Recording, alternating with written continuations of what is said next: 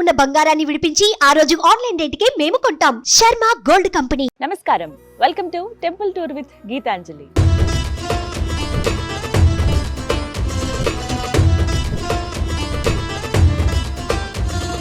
ఇవాల్టి కార్యక్రమం చాలా ప్రత్యేకమండి. ప్రస్తుతం నేనున్నాను అన్నమయ్య జిల్లా వాల్మీకిపురంలో ఉన్నటువంటి శ్రీ కార్యసిద్ధి అభయాంజనేయ స్వామి వారి సమూహ దేవాలయం. ఇక్కడ సకల దేవతలు కొలువై ఉన్నారు. అయితే ప్రత్యేకంగా ధ్వజస్తంభం గురించి ఇక్కడ విశేషంగా చెబుతూ ఉంటారనమాట.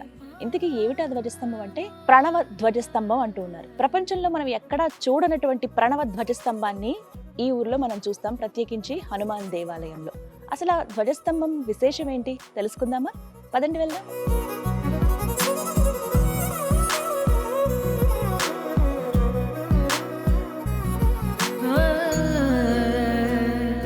మనకి స్వాగతమే హనుమాన్ వారి స్వాగతం పలుకుతారు. ఇక్కడ రామయ్య పెద్ద విగ్రహం ఉంది, అలాగే సుబ్రహ్మణ్య స్వామి, సకల దేవతలు ఇక్కడ కొలువై ఉన్నారని చెప్పుకోవాలి. గురువుగారు సాలిగ్రామ శ్రీనివాసాచారి గారు, గురుగారు నమస్కారం అండి. చాలా సంతోషం మిమ్మల్ని కలవటం.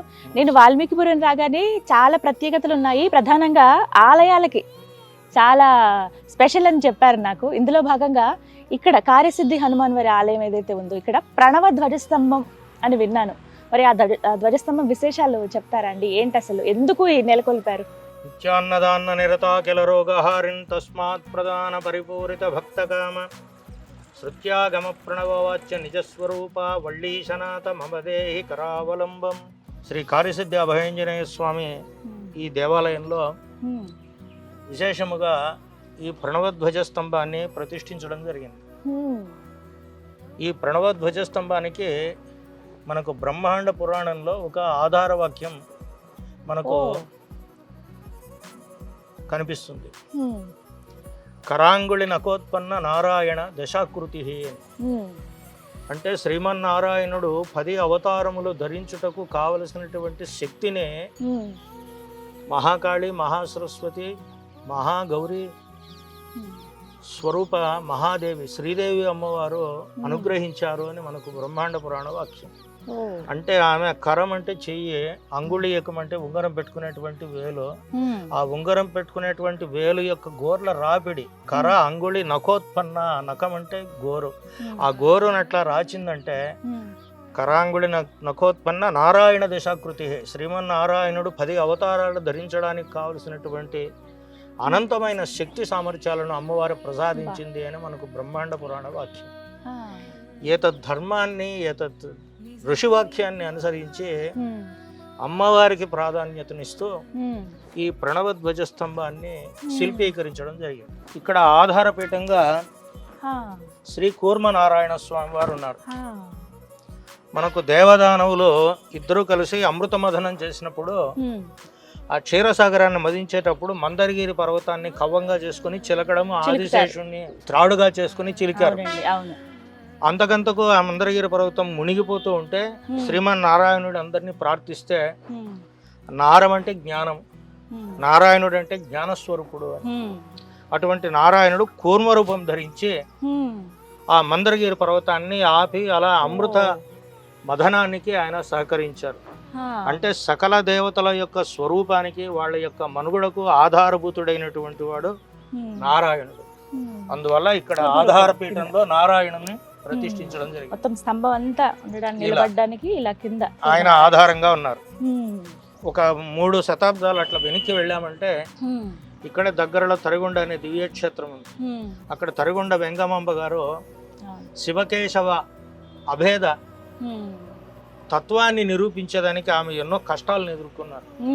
శివుడంటేనేమి, కేశవుడంటేనేమి, శివకేశవుల ఆత్మతత్వ పరభేదమేమి అని ఆ రోజుల్లో ఆమె ప్రశ్నించారు.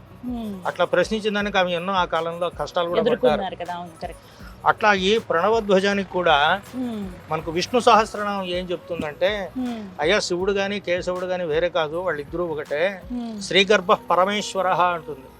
అంటే పరమేశ్వరుడైనటువంటి పరబ్రహ్మ శ్రీ గర్భుడు, అంటే తన గర్భంలో ఐశ్వర్యాన్ని అంతా దాచుకున్నాడు. అంటే వక్షస్థలంలో లక్ష్మీదేవిని ఉంచుకోవడమే దీని అర్థం. అదే విధంగా సర్వ శివస్థాణు అంటుంది విష్ణు సహస్రనామం.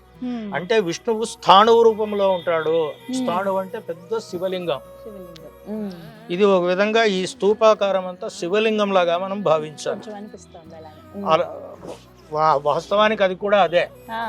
ఈ స్తూపాకారమే స్థాణువైందే.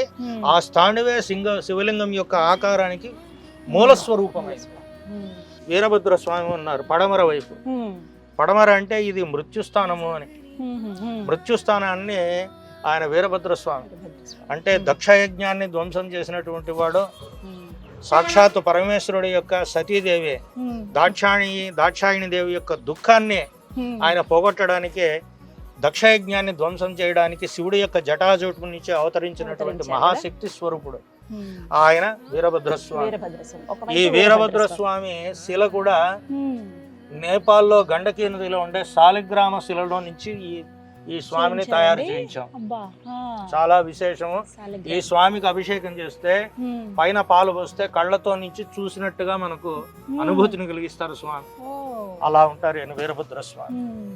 ఇటువైపు రూపం కూడా చాలా చక్కగా తెలుస్తుంది. మళ్ళీ ఇటువైపు దత్తాత్రేయ స్వామి అంటే గురు పరంపరలో దత్తులకు ఉన్నటువంటి గౌరవం మొట్టమొదటిది.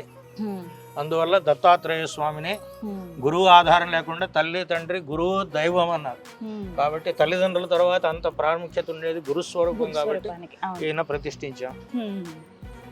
నెక్స్ట్ ఇలా వస్తే ఇక్కడ తూర్పు వైపు ఈయన కాలభైరవుడు అంటే కాలనేమి నిహావీర శూర శౌర్యజనేశ్వర అని విష్ణువును కూడా ఈ కాలస్వరూపంతో పోలుస్తారు. శివుడు కాలస్వరూపుడై ఈ విధంగా కాలభైరవుడుగా వెలిశారు. అందుకని శివకేశవుల అభేద తత్వాన్ని నిరూపించేదానికి ఇది ఒక ప్రయత్నం. ఎందుకంటే హిందూ మతంలో ఎంతో మంది ఆరాధ్య దేవతలు ఉన్నారు, కానీ వాళ్ళెవరు మనల్ని ఒకరినొకరు విరోధించుకోమని చెప్పలేదు. దేవతలంతా ఒకటే. కావున తత్వాన్ని అభేద తత్వాన్ని వాస్తవంగా నిరూపణ చేయడం కోసమే ఈ ప్రణవోద్భజ స్తంభం. దక్షిణం వైపు గురు దక్షిణామూర్తి దత్త తత్పురుషాయ విద్మహే విద్యావాసాయ ధీమహే తన్నో దక్షిణామూర్తి ప్రచోదయాత్ అని. అంటే ఆది గురువు అయినటువంటి మహేశ్వరుడు యవ్వనంలో ఉన్నటువంటి పిల్లవాడుగా ఉంటూ అందరి ఋషులకు మునులకు తత్వోపదేశం చేశారని మనకి దక్షిణామూర్తి స్వరూపం తెలియజేస్తున్నది. అంటే ఈ పీఠానికి ఆధారము మొట్టమొదటి జ్ఞానమని, ఆ జ్ఞాన స్వరూపం కలిగిన వాళ్ళు గురువులని, ఈ గురువుల యొక్క ఆధారం లేకుండా జ్ఞానం లేకుండా మనం ఎదగలేము అంత ఎత్తుకు అని చెప్పడానికి ఈ ప్రణవోద్భజ స్తంభం ఇలా శిల్పీకరించడం జరిగింది. ఈ పైకి వెళ్తే పైన నుంచి అమ్మవార్లు ఎవరెవరు అమ్మవార్లు ఉన్నారంటే పైన శైలపుత్రి, బ్రహ్మచారిణి, చంద్రగంట, నవదుర్గలు నవచండీలు, చంద్రగంట, మహాగౌరి, స్కందమాత, కాత్యాయిని, కూష్మాండ, కాళరాత్రి, సిద్ధిరాత్రి.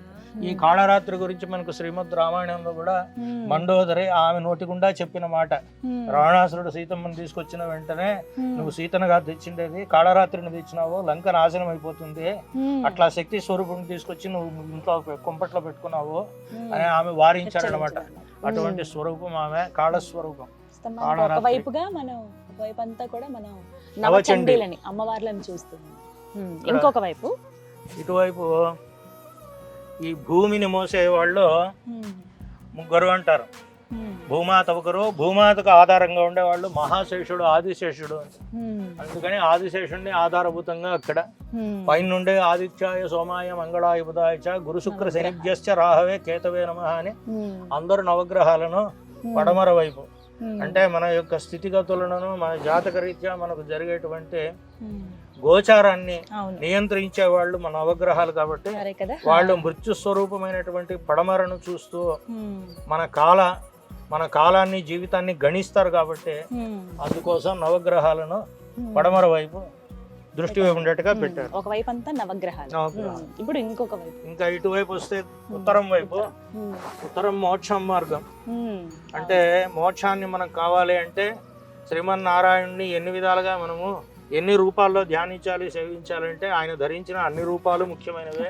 మత్స్య, కూర్మ, వరాహ, నరసింహ, వామన, భార్గవరామ, శ్రీరామ, బలరామ, కృష్ణ కలౌ వెంకట నాయక, ఈ కలియుగానికి వెంకటేశ్వరుడే నాయకుడు కాబట్టి మనం ఎన్ని మంత్రాలు చదివినా ఎన్ని ఉపాసనలు చేసినా ఆకాశత్ పతితోయం యదా గచ్చతి సాగరం సర్వదేవ నమస్కారం కేశవం ప్రతిగచ్చతి అని. అంటే మనం ఎవరికి నమస్కారం చేసినా కేశవుడికే వెళుతుంది.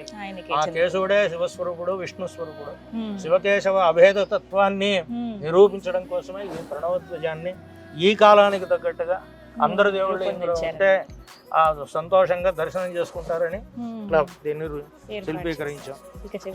నాకు ఇటువైపు వస్తే కింద అమ్మవారు లక్ష్మి,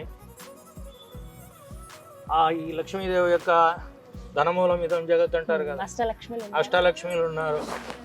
ఆదిలక్ష్మి, ధనలక్ష్మి, ధాన్యలక్ష్మి, గజలక్ష్మి, సంతానలక్ష్మి, వీరలక్ష్మి, విద్యాలక్ష్మి, విజయలక్ష్మి అని. అయితే ఈ లక్ష్మి మనకు ఎలా వస్తుంది అంటే మొట్టమొదటి జ్ఞానం కావాలి కాబట్టి కింద నారాయణుడు ఉన్నాడు, ఆమె సరస్వతి రూపంలో ఉంది. నాలెడ్జ్ ఈస్ పవర్ అంటారు. అంటే తెలివి ఉన్నవాడు అడవిలోనే బతుకుతాడు, అమెరికాలో అయినా బతుకుతాడు. అందుకోసం సరస్వతీదేవి ఆధారం. ఆమె లభించిందంటే అన్నపూర్ణ, అన్నం మనకు సులభంగా లభిస్తుంది. తినడానికి తిండి కావలసిన తెలివి మనకుంటే లక్ష్మి అదంతట అదే వస్తుందని తెలియజేయడానికి అష్టలక్ష్మిలను ఈ విధంగా స్తంభంలో ఇలా పూజించడం వల్ల, ఈ ధ్వజస్తంభం చుట్టూ తిరగటం వల్ల కలిగేటువంటి ఫలితం ఏమిటి? చాలా విశేష ఫలం అంటే మనం అశ్విని, భరణి, కృత్తిక, రోహిణి, మృగశిర, ఆరుద్ర, పునరుసు, పుష్యమ ఇత్యాది నక్షత్రాల యొక్క ప్రభావంతో మనం జాతకంలో జన్మిస్తాం కాబట్టి ఈ జాతక ఫలాలలో మనకున్నటువంటి చెడు దోషాలు పోవడానికి ఈ ప్రణవ ధ్వజస్తంభానికి 27 ప్రదక్షిణాలు నిష్టగా ఒక క్రమ పద్ధతిలో వరుసగా 7 రోజులు చేసిన వాళ్ళకు కోరిన కోరికలు నెరవేరుతున్నాయి. ఈ దేవాలయంలో ప్రతిష్ఠించినటువంటి యంత్రాల ప్రభావం వలన ఇక్కడ శీఘ్ర ఫలాన్ని అందరూ అనుగ్రహిస్తున్నారు. ఈ క్షేత్రంలో శనేశ్వర స్వామి వారు ఉన్నారు, ఈ క్షేత్రంలో లింగోద్భవ మహాశివులు ఉన్నారు, సుబ్రహ్మణ్య స్వామి ఉన్నారు, ఈ ప్రతాప రామచంద్రుడు వారు ఉన్నారు, సిద్ధి గణపతి ఉన్నారు, షిరిడి సాయిబాబా ఉన్నారు. అందరు దేవతలు ఇక్కడ అందరు భక్తులను అనుగ్రహిస్తూ అందరినీ రక్షిస్తున్నారు. ఓం నమ శివాయ. ఏ రోజున ప్రదక్షిణ చేస్తే మంచిదండి ప్రణవ ధ్వజస్తంభం?